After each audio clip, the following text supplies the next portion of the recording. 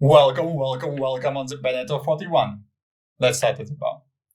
As you can see, I already hit my foot on the baby stay. It created a lot of problems for us. Of course, I understand why it is here, but there should have been some way to protect it, or rather, protect us from it. Well, shoes are a must on a yacht if you want to keep all your toes.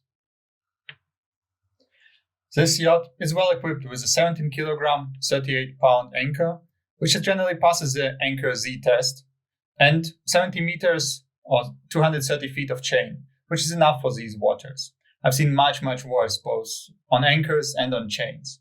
We'll not linger here. This is fairly standard equipment with a furling Genoa and a hatch over the front cabin. And here, the deck rises slightly to provide standing space in the front cabin, front head, and above the salon. This salon bump is really much more elegant than I've seen on many other boats. The front hatches are flush when they are in ventilation mode, and there is additional ventilation here. As you can see, everything is open here. It's because we managed to put our dinghy behind the mast, which left this space unobstructed to relax and just nice looking in general. This is quite standard, but I do not like that it is not easy to get from here to there without losing your balance or falling. The handrails end here, and the only thing left to hold on to are the Genoa sheets. As for the Genoa sheets, they'll go all the way back to the side winches. And the mast is standard here.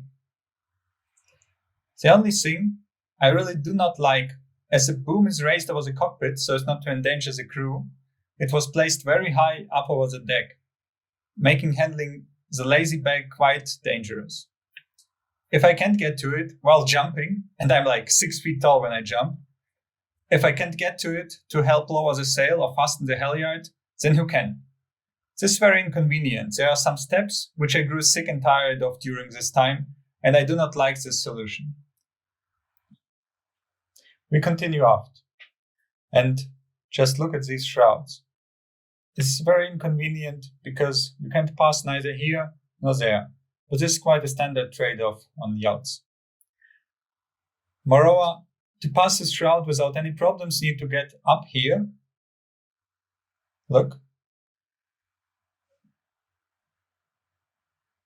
And go down again. And the last, this is just the place where the block for the Genoa sheet usually resides. This has cost us more than one shoe and more toes underneath. But we inherited these pillows from our predecessors, and now I don't know how I will live without beanbags on a yacht anymore. They were great. And our micro tender, which completely obstructs the view from the cockpit, but frees up space in front for the ventilation and for general use. Since it is a Beneteau 41, it has a Beneteau Arch. The Beneteau Arch is the real deal. First of all, it has this handle, which already helps a little to get from here to here. Well, just a little. From here to the shroud, and now we are almost at the bow.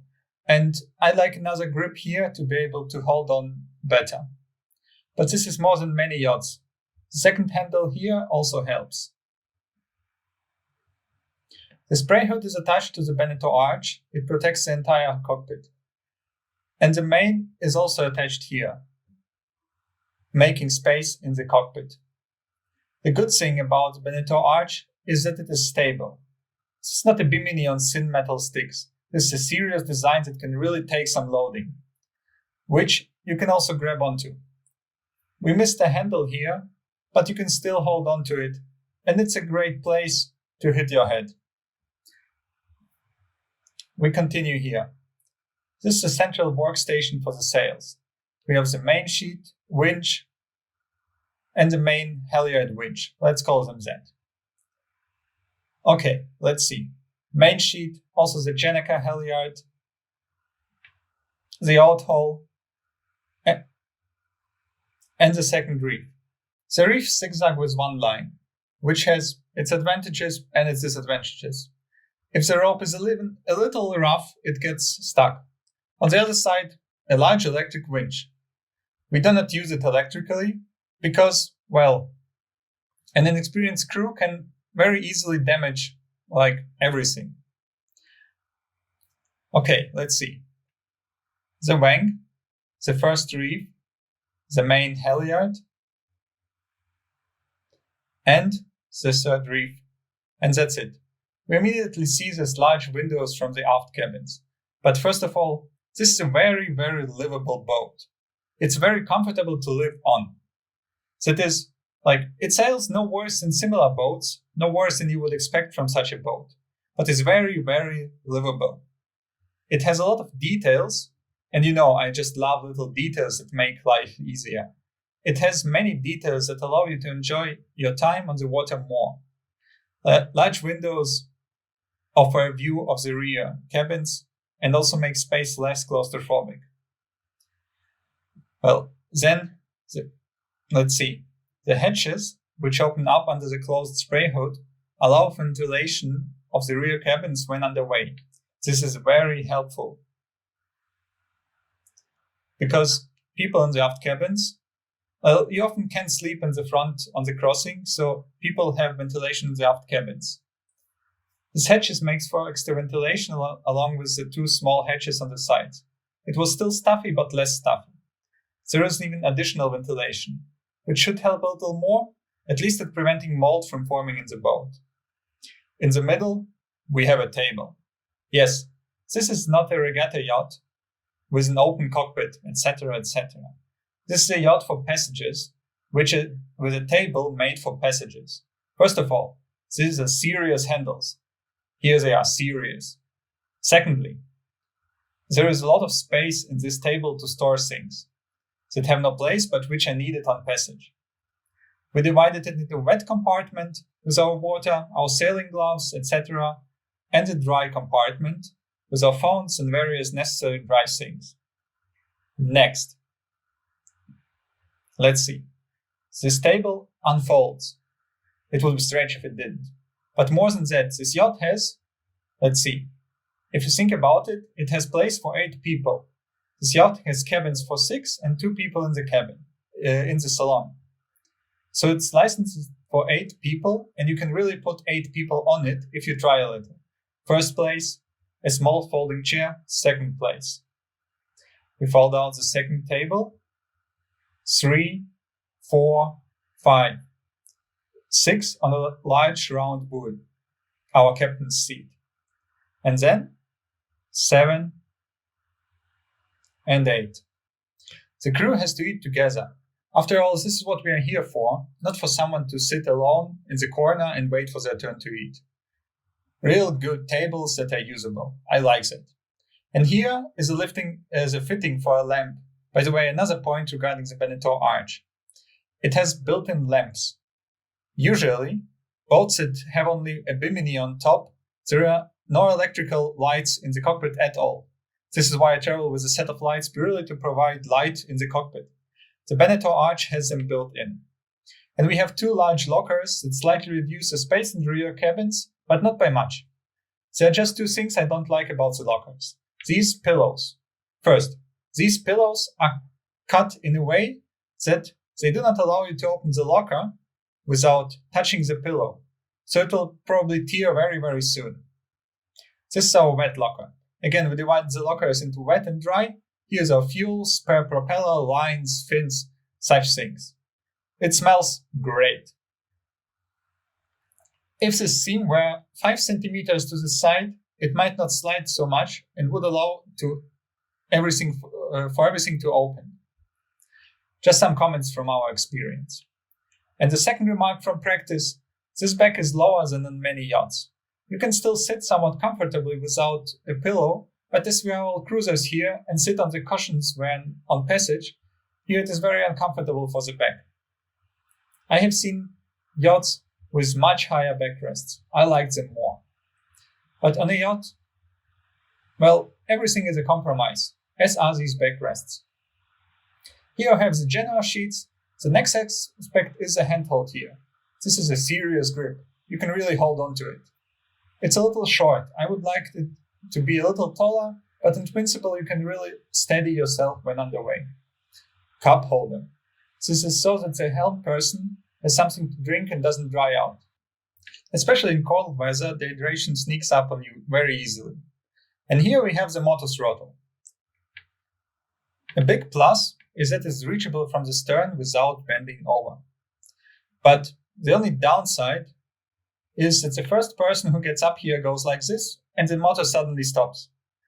But overall, I like this position because when I'm here behind the wheel, holding onto the grip, which is in principle at a good height, I can still control the throttle without having to bend over to reach the lever if it were placed down there, as many yachts do. But this is a trade-off which you have to take into account. Here's a standard instrument which we will not look into. They will be newer and better every year. I will note only that there is a shelf for the sheets, which we didn't use too much because, well, we like to have our sheets in hand.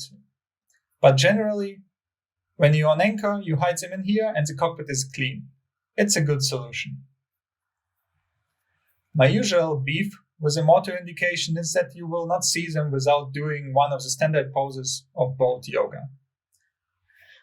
But at least the numbers on this one are large and they can be read when you bend over. Below me is a large locker. They are symmetrical on both sides. Unfortunately, I cannot easily show it to you because we are close to the pier and I can open the swimming platform. All the things I am sitting on is a swimming platform. In this locker we mostly kept our garbage, pumps, the skipper, such things. The locker on the other side holds 8 fenders, maybe more, but we just have 8. Only the large round ones didn't fit through the opening. So we shamefully carried them dangling aft like total sailing newbies. Apart from that, the big round one is our captain's chair, so it needed to be accessible. Under me is a gas locker. It easily fits 2 5-kilogram canisters. Unfortunately, I also can show it to you because of the basing platform. The ladder. The ladder is lovely, but also very, very evil. First, the handrails go all the way up so you can grab them when you are getting out. This is wonderful. But at the same time, it has unprotected bolts sticking out, which we have already felt to the fullest during our time on the boat. This ladder is quite long. When the platform is lowered, it goes quite deep into the water. This is very good, but at the same time, very bad. The ladder has no reinforcements on the platform. There is a reinforcement that goes from here to there, but for some reason ends just short of the actual ladder. Here you can clearly see that all this lever supporting a person trying to get out of the water and escape from crabs, all this lever goes into this fiberglass platform and just breaks it bit by bit. I don't know how it hasn't broken off yet, but this is bad engineering. Also, the ladder is very, very slippery. I would like the handles here to be much thicker and much less slippery. We introduced a new rule. Do not approach the ladder from the side, because trying to get on from the side has already cost us a broken finger. On starboard, everything is symmetrical. Standard off-wheel dinghy motor placement. I hate boats where there is no way to lower the dinghy into the water without a lot of manual labor. Moreover, it's not possible to lower the outboard onto the dinghy without balancing it over the water and constantly drowning your only link to shore. By the way, here are the solar panels. We only have small ones, but it's better than nothing. And one more thing we almost forgot is that there is a place in our Bimini to look at the sails, which would be nice, but alas, the standard plastic window loves nothing more than becoming damaged by UV light and seawater.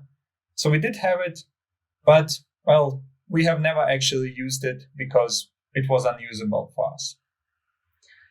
Okay, now let's go inside.